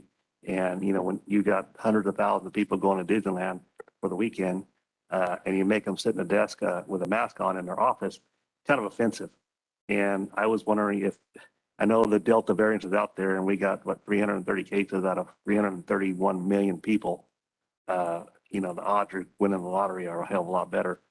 So is that something we can do, take down those signs on the door so that we can not identify the people that have not been vaccinated and give them their own choice to do it on their own? Thank you, Supervisor Verboen, through the chair. That is a question that is more suitable to be answered by RISC as well as County Council. Cal OSHA and the California Department of Public Health have given businesses 3 options for the masking guidance or requirements. One of them is a self-attestation. The other one is to mandate some type of verification process. And then the last one is just to require masks for everyone. Again, I'm going to lean on County Council, but it's my understanding that the Cal OSHA requirements is not a violation of HIPAA. It's a health workplace requirement. Again, I'm going to defer to County Council on that. And I know that it kind of seems like it's dividing our staff. And, I don't want to be the one leading the divide between coworkers. I think it's up to people's choice to either get vaccinated or wear a mask. I mean, you can wear a mask and be vaccinated, but I don't think we should force people to. So I'll listen to council, see what she has to say. Director Hill is correct that under the law, the county does not violate any kind of medical privacy requirements by inquiring of employees whether they've been vaccinated or requiring them to submit proof that they've been vaccinated. Cal OSHA requires the county to protect its employees.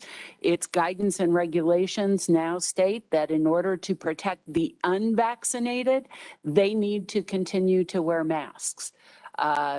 Both in the fact that the unvaccinated are protected by masks, but also they are very highly likely to catch regular COVID or any one of the variants and spread it to those who are fully vaccinated.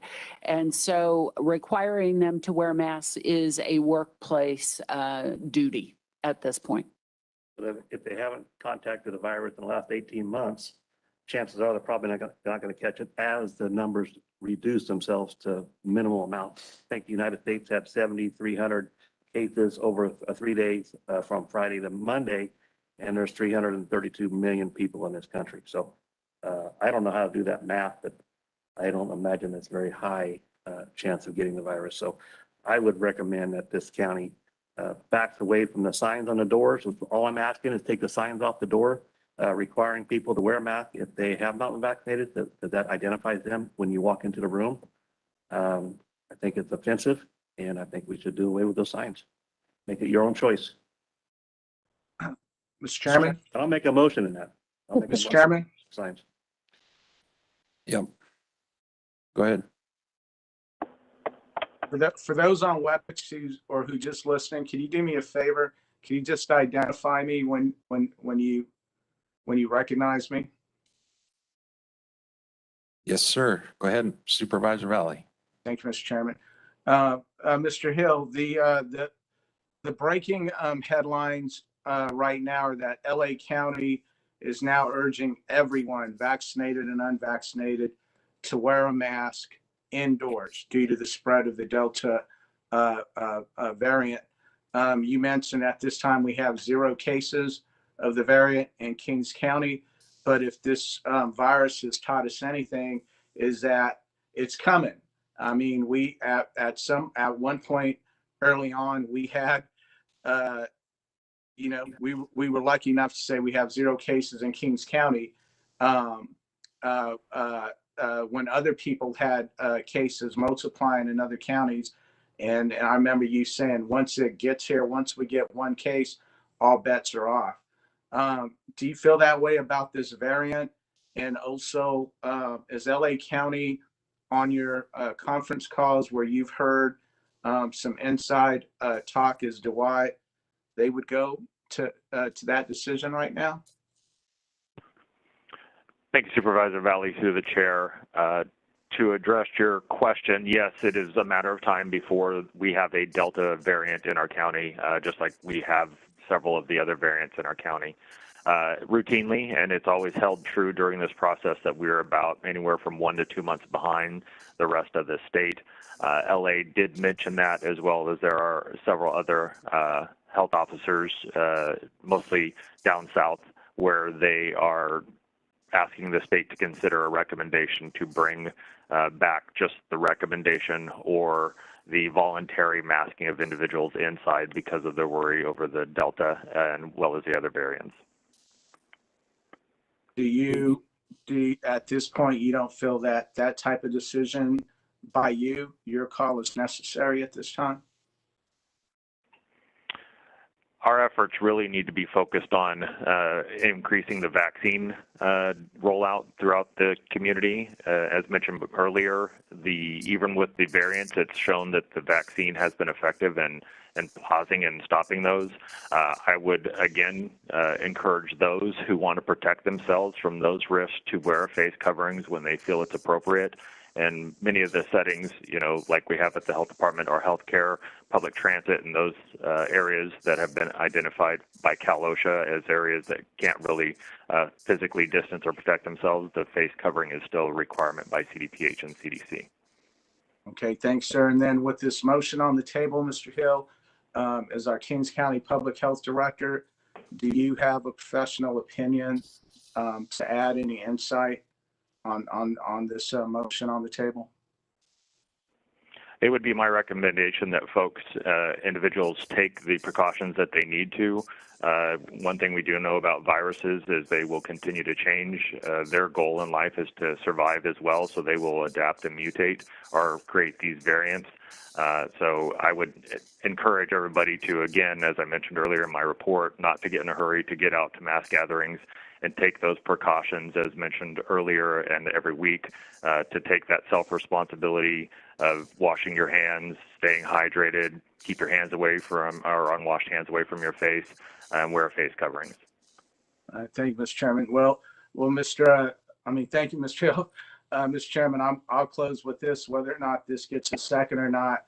I just want to say that as someone who signed away 6 years of their life to the United States Marine Corps to serve this country, as someone who's a patriot to this country, associating wearing a mask or not wearing a mask with liberty and freedom is nonsense, has nothing to do with the 4th of July, any of that. As a United States Marine, I didn't put my life on the line for that kind of talk. So to me, that's offensive. It's offensive to the over 200 people who died in the County of Kings, to still have that, and their family members who are missing those folks, to have that kind of talk and viewpoints here from the dais. It was offensive a year ago, and it's doubly offensive today. I would hope that we keep any safety precautions that we have at the county, keep them going. Not everyone thinks like a certain individual on the dais. They want to be protected at work. They want to be safe, and they want to feel respected. And that kind of political thinking by the leader of a political party in the County of Kings should be kept at his little meetings over there. Thank you, Mr. Chairman. Thank you. Further discussion from the board?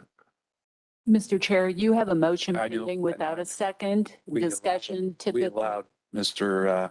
Supervisor Valley to make comments, and I should have called for the second prior, but I didn't, so I'll just be consistent. Remove the signs off the doors.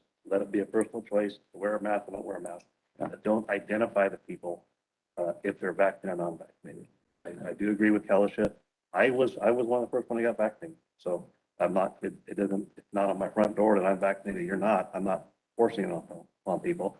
But I know as a parent of 4 children and being in politics or public service for 28 years, sometimes people do things on their own without being forced. So I think if you take that away, we might get more people to get vaccinated because it is their own choice and they get to do it on their own. So I will start with removing the signs on the doors and let it be their choice. All right, thank you. So, okay.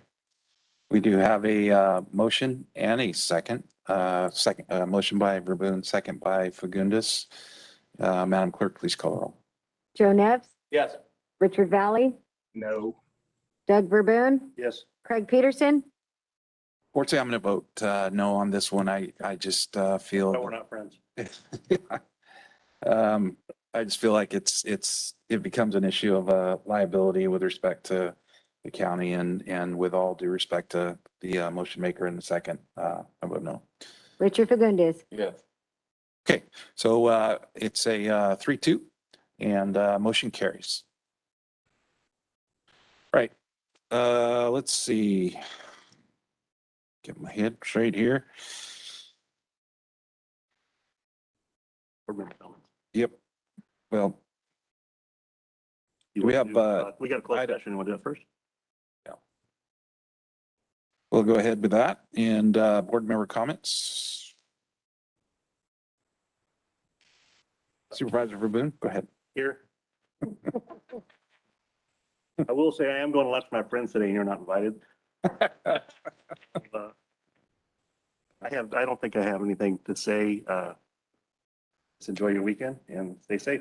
You want to talk about the meeting Friday?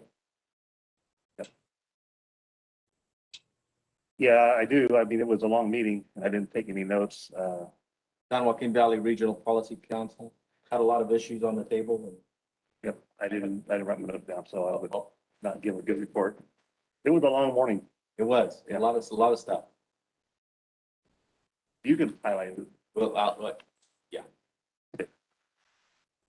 Okay, Supervisor Fagundes. No comment. Thank you. Leave him talk. Thanks. Thanks. Joe's a great spokesman for us. Ratting me out again. Yeah. Again. Thank you, Mr. Chair. Attended a webinar sponsored by Centro de Familia. A good webinar on the victimization in the era of COVID-19.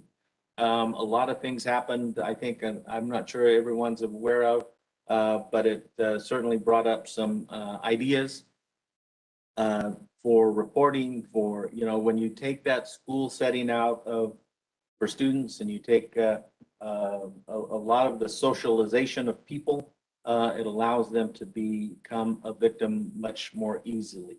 And so, and I think that was a real good webinar that to kind of expose all of the things that happened. This one happened to focus on Fresno County, but it was a real good webinar and look at areas of vulnerability. At the CART meeting, we awarded the design and engineering for the transportation center to RRM Design. Well-known transit system designer. And so if you look up some of their work, well-known really throughout the valley and through the state. So we look forward to that design and engineering come forward. We also awarded a sole source purchasing solar electric vehicle charging station to Beam Global. Beam Global is very specialized equipment that is off the grid, solar charge for electric vehicles, and we hope to be able to deploy them, and we're probably going to start in Avenel, so we look forward to that. The board also approved the Riders Code of Conduct and the agreement with Fresno County for transportation services. Currently, we kind of meander through and pick up Layton and then go on up to Children's Hospital and Veteran Services in Fresno, as well as other medical specialties. And so we continue to do that with the cooperation of Fresno County. At the Kings County Association of Governments, we received a high-speed rail update and the Regional Surface Transportation Exchange Program. Both of those projects continue to move forward. We also approved the Transportation Development Act that included the unmet transit needs, local transportation funds, and state assistance programs. We also had a public hearing on the air quality conformity analysis. And then Caltrans reported on the soon-to-be installation of the barriers on 41 between Elkhorn and Mount Whitney. They're currently doing some asphalt work and road widening to be able to accommodate that cement barrier that's going to go up in there and try to avoid some of the traffic accidents in that segment of 41. And so they continue to work through that. Supervisor Raboon did sit on the San Joaquin Valley Regional Policy Council meeting on Friday. A lot of stuff going on. Highway 99, he made some good comments about the exchange between high-speed rail and 99 corridor discussion. And the regional policy continues to try to improve a lot of those transportation hubs and transportation corridors. And certainly want to thank him and City Council person Diane Sharp, who was also in attendance and represented the county very, very well at that meeting. That's a good group that worked together. Correct. And it's very well run, so. Yeah, and it literally from Stockton to Bakersfield. Yeah, you know, so it has a large area, most of the San Joaquin Valley, and very active group. So we certainly want to thank that group for their continued discussion. Rock in the Arbor took place in Lemoore. Pretty nice crowd. It was kind of warm, but it was a nice evening to be out, and certainly want to thank everyone that put that together. St. John's Fish Fry had a drive-through dinner event on Saturday. Very good products again from St. John's Hall in an attempt to try to keep these nonprofit organizations going, and they continue to do that and try to buy locally all you can. Avenel program honored military service members, and the fireworks display was on Saturday as well. A little warm out at Recreation Park in Avenel, but it was overall a wonderful community event. Unfortunately, a crew from Kalinga snuck in there and took the cornhole championship away from the local mayor and Jim Tuttle. But other than that, it was a very good event. Hot dogs, ice cream, everything else. So certainly want to thank the community of Avenel for that event and look forward to those in the future. Yesterday assisted the Lemoore senior citizens with a fireworks booth setup. Fireworks costs have just increased 40%. Of course, last year everything was dark, nothing was available, so you kind of miss that. So, but for a two-year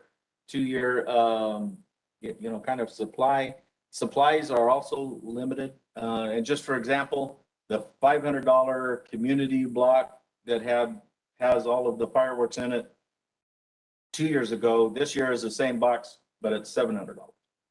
And so prices have gone up considerably. Supplies are down considerably in the seniors, as well as most of the county fireworks booth opened up yesterday. The city located booths will open up on the 1st, but they're all safe and sane fireworks if you buy them at a booth, and certainly want to let everyone know to be safe and sane with their fireworks this year. And then continue to announce at Little League, the 12-year-old baseball tournament continues, started on Saturday. I missed the Saturday night game, but tonight, if Porterville is successful, it will end the tournament. It's a double elimination, and so tonight it could be over. If not, if the Visalia is able to eke out a win, we'll play again tomorrow night for the championships. With that, thank you, Mr. Chair. Thank you. Keep in mind at this point, this is Supervisor Peterson, by the way, just for clarification. On Wednesday, Thursday, and Friday, the Air District conducted our virtual trip to Washington, D.C., met with Congressman Harder, Costa, McCarthy, Valadeo, Padilla. We also had a meeting on Friday with EPA Region 9 and federal EPA folks, and making contact with all of the new appointees that have taken their seats in EPA, and reminded them about the importance of our PM 2.5 plan, and various segments of that have been approved, but they're still working on others to get final approval on that. While we were on the call, we did get information that the infrastructure package had been approved, and then since then you've all probably heard about the whole veto threat, and whether that's real or not, we'll see how that goes. Also, with respect to the Air District, there are demonstrations being conducted today on alternatives to ag burning. As I reported earlier, we've started a 4-year phase out of ag burning and looking at alternatives, and the list is long and extensive and expensive. So trying to get out to that this afternoon. On the national level, had our monthly meeting of the Ag and Rural National Association of Counties meeting date yesterday.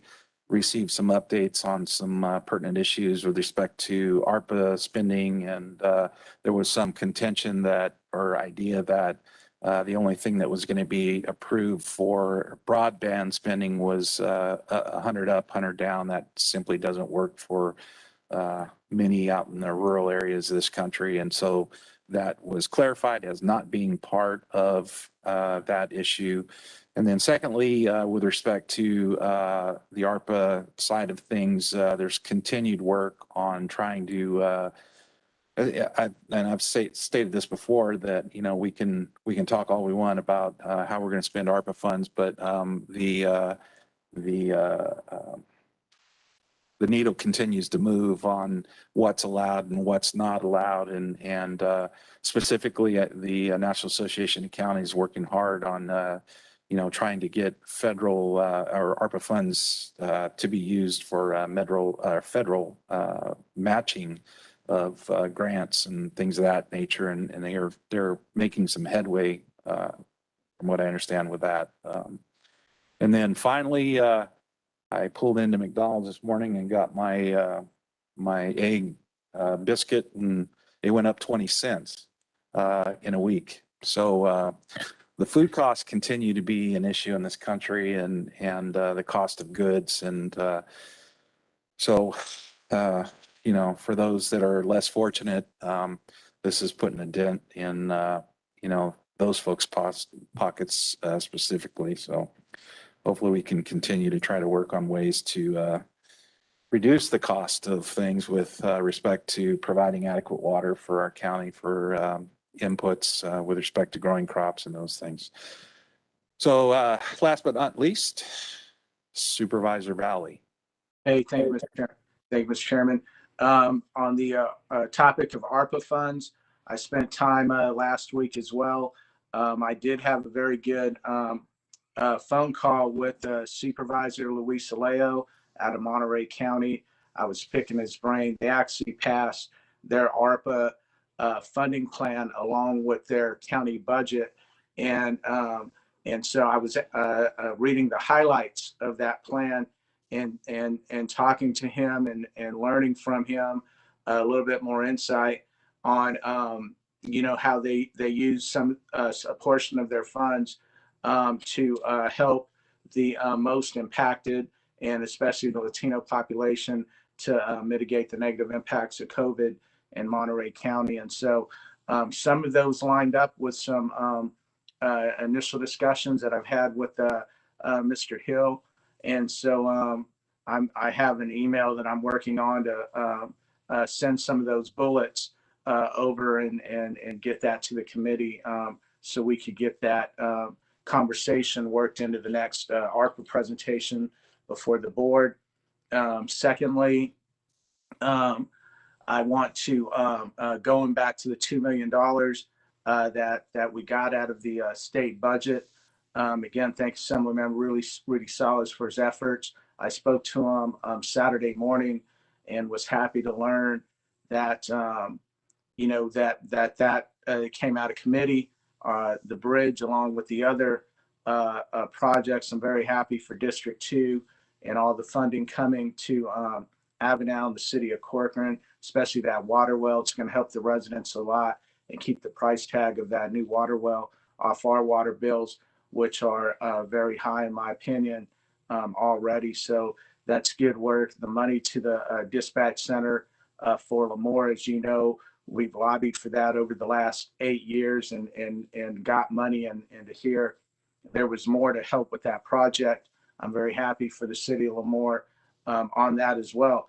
The $2 million, Mr. Chairman, I'd like to ask that our Public Works Director, Mr. Tyberski, if he can come before the board soon to give us an update on now that we know this $2 million is coming.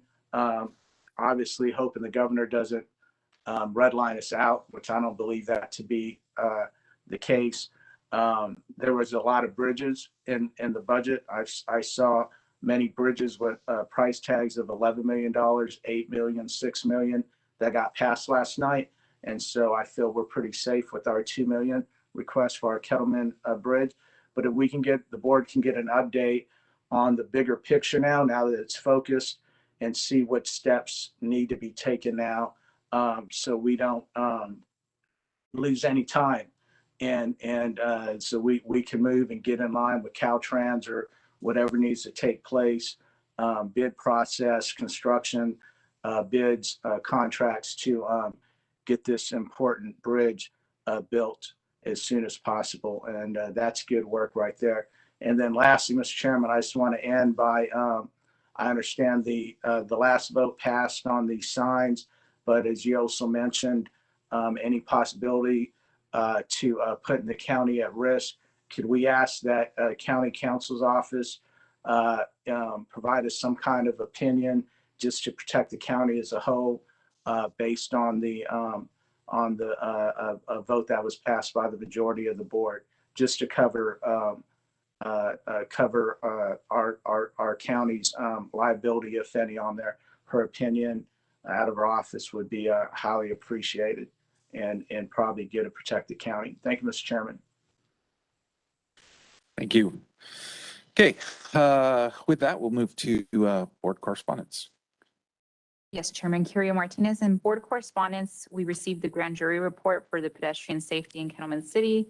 We received a letter from the California Fire Safety Council regarding the county wildfire coordinators grant opportunity. For upcoming meetings and events, there will be no board of supervisors meeting next week due to the 4th of July holiday. We have budget hearings scheduled August 17th and 18th. For upcoming agenda items on July 13th, we have a few agreements from behavioral health. We have an agreement with Agus Treatment Centers for outpatient narcotic treatment program, agreement with Spirinet for youth specialty mental health services, agreement with Kingsview for Central Valley suicide prevention hotline services. And from the district attorney, we have an out-of-state travel request. From fire, we have the Corcoran Fire Services Agreement. And from Human Services Agency, we have an agreement with Fresno State Foundation to provide consultant, coaching, and training services. And also from admin, we'll have an update on the SB 81 juvenile contract. And that is it. Very good, thank you. All right, let's see, move to item 7, which is closed session. We do have 4 items today. Significant exposure to litigation, 1 case, Government Code Section 54956.9, D1. And that next is a personnel matter, Government Code Section 54957, Public Employment, County Administrative Officer.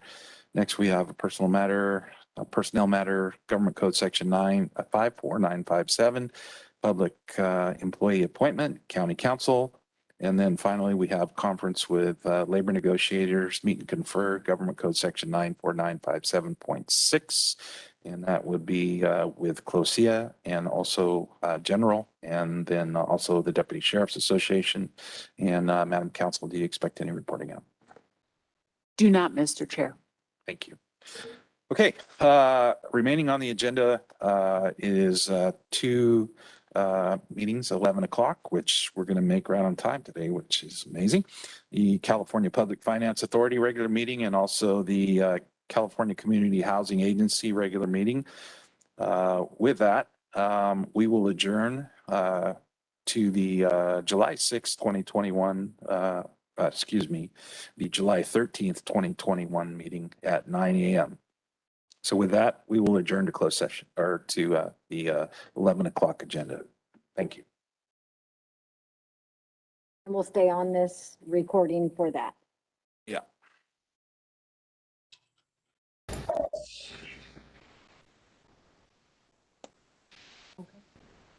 Thanks for switching over, guys. I'm just confirming you guys can hear me. We can hear you. Perfect.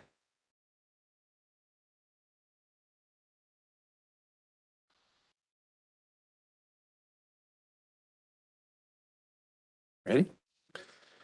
Okay, it is 11 o'clock. This is the time and place for the California Public Finance Authority regular meeting. Would you please call the roll?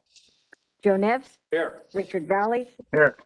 Doug Verboon. Here. Craig Peterson. Here. Richard Fagundes. Here.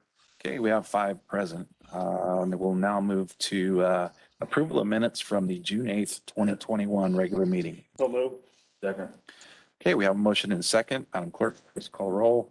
Joe Nevs. Yes. Richard Valley. Aye. Doug Verboon. Yes. Craig Peterson. Aye. Richard Fagundes. Very good. We have five in favor. Motion carries. We'll move to item 3, which is the consent calendar. Board, what's your pleasure? Nevs moves to adopt the consent calendar as printed. Second. Okay, we have a motion and second. Please call the roll. Joe Nevs, Yes. Richard Valley, Aye. Doug Verboon, Yes. Craig Peterson, Aye. Richard Fagundes. Okay, we have 5 in favor. Motion carries. We'll now move to public comment, which is item 4. Any person may directly address the board at this time on any item on the agenda or any other items of interest to the public that is within the subject matter jurisdiction of the board. 5 minutes are allowed for each item. I do not have anyone with their hands raised and no written comments. Okay, very good. Thank you. We'll move to item 5, which is staff updates. And we have Scott Carper with us today. Scott, do you have anything for us? I don't, you guys. So thanks for meeting today. Just a couple housekeeping items that we had on the agenda. So appreciate it. All right, very good. With that, we have moved to item 6, which is adjournment. And if there's no further items to come for the board, we will adjourn.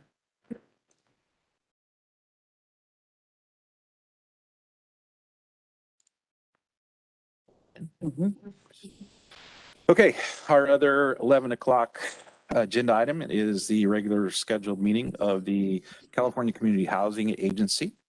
And today is June 29th, 2021. It's 11 o'clock. Would you please call the roll? Joe Nevs, Here. Richard Valley, Here. Doug Verboon, Here. Craig Peterson, Here. Richard Fagundes. Okay, we have 5 in attendance, and we'll move now to item 2, which is approval of the May 11th, 2021 meeting minutes. Move as presented. Second. Okay, we have a motion and second. Please call the roll. Joe Nevs, Yes. Richard Valley, Aye. Doug Verboon, Yes. Craig Peterson, Aye. Richard Fagundes. Yes. Okay, we have 5 in favor. Motion carries. We'll now move to item 3, which is the consent calendar. Board, what's your pleasure? Move as presented. Okay, we have a motion and a second. Madam Clerk, please call roll. Joe Nevs, Yes. Richard Valley, Aye. Doug Verboon, Yes. Craig Peterson, Aye. Richard Fagundes. Yes. 5 in favor, motion carries. We'll move now to item 4, which is new business. And Scott, do you want to outline this? Yeah, I do, guys. So thanks again for meeting today. This is actually our 10th deal under the CalCHA program. So the 10th deal before you guys, this is for the acquisition of fountains at Emerald Park. This is a 324 unit multifamily rental housing facility, which is located in Dublin. So obviously currently right now, this is a 100% market rate rental community. CalCHA is going to come in and impose its income and rental restrictions throughout the duration of its ownership to households earning below 120% of area median income. So the unit mix for this, there's 132 one bedrooms, there's 144 two bedrooms, and 48 three bedroom units. There's a pool and spa at the facility, there's a fitness center. And then what's great about this property is it is walking distance to the Dublin BART station. So that's great for residents there. Again, the CalCHA's role here is very similar to all the other 9 financings that we've completed. Our responsibilities are going to be the exact same. So CalCHA is being asked to consider the issuance of up to $250 million of governmental purpose bonds to acquire this project. Upon acquisition, CalCHA is going to enter into a property management agreement with FPI, and FPI currently manages about 4 different assets for CalCHA now. So looping in on this asset will be pretty seamless. They're going to handle kind of the day-to-day property operations, and then CalCHA will also then enter into a project administration agreement with Catalyst Housing, and Catalyst will oversee the day-to-day of FPI and making sure that they're, doing the proper property management. They're going to oversee the financial reporting we have to do. Also, if there's any sort of capital projects down the road. So we're going to have our professional eyes and ears at the property, which will be great. You guys are well aware of all the public benefits through this CalCHA program. Again, this acquisition is going to further our middle income affordable housing program. Throughout the duration of CalCHA's ownership, again, we're going to be restricting to households earning 60 to 120% of AMI. Again, we're not going to displace anyone who's currently at the property when we close. Also, we have a purchase option agreement from the city of Dublin that's been executed. They are a member to CalCHA. This is actually our second financing in the city of Dublin, and they love Couch's efforts and happy to have another one to get completed. The finance team, you guys, is the same as all the other financings we've done, all the prior 9 deals. The underwriter is Jeffries, Oric is bond counsel. We also brought in our own insurance consultant to make sure that we have the proper insurance on this property. And our insurance consultant, Woodruff Sawyer, has signed off on all the insurance that's going to be in place when we close this. And then as far as all the bond documents go, you guys, it's basically rinse and repeat. It's the same protections, the same documents as all the prior transactions. And Oric has put all those together. We've reviewed them and they all look to be in order. So looking to close this financing probably at the end of July.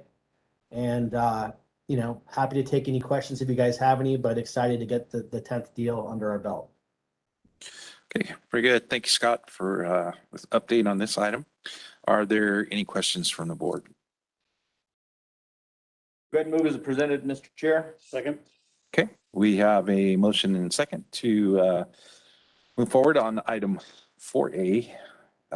Madam Clerk, would you please call a roll? Joe Nevs, Yes. Richard Valley, Aye. Doug Verboon, Yes. Craig Peterson, Aye. Richard Fagundes. Yes. Okay, we have 5 in favor. Motion carries. Thank you for that, Scott. All right, we'll move to item 5, which is public comment. Any person may directly address the board at this time on any item on the agenda or other items of interest to the public that is within subject matter jurisdiction of the board. 5 minutes are allowed for each item. I do not have anyone with their hands raised and no written comments. Very good, thank you. We'll move now to item 6, staff updates. Scott, do you have any further updates for us? One quick update. We do have another opportunity that we're working on in the city of Hercules and looking to probably bring that before the Calcha board on Tuesday, July 13th. Just want to confirm you guys will be meeting that day. Yes. Yes, that will be our next regularly scheduled meeting. Perfect. That's the only update. We'll look to get an agenda out to you guys, but this will be our 11th opportunity, which we're also excited about and looking to move that forward. Thank you for the updates. Any further items to come before the board? Seeing none, meeting adjourned. Thanks, everyone. Hey, thanks, Scott. 5-minute recess, Mr. Chair, before we go to Sure. closed session. Yes, Thanks, Mr. sir. Supervisor Valley.